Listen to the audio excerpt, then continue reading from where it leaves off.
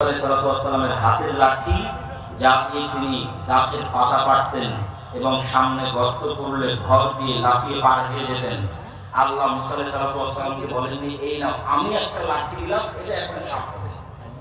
এটা না, এতদিন থেকে যে লাঠি তুমি ব্যবহার করে আসছো, ধরেন আপনি আজ ৩-৪ বছর থেকে মোবাইলটা ব্যবহার করছেন, আপনার সাথে আছে, তার কাছে ১০ বছর থেকে তার মোবাইল সাথে আছে।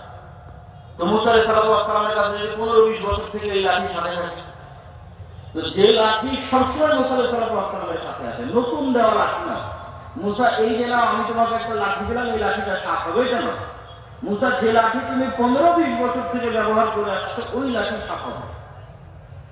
যাতে ঈমান ইয়াকিনের লেভেলে চলে যায়, যে তোমরা স্বচক্ষে যা দেখো তাই সবকিছু নয়, এগুলো সবকিছুর আড়ালে ওয়া আলা কুল্লি শাইইন কাদির একজন আছে।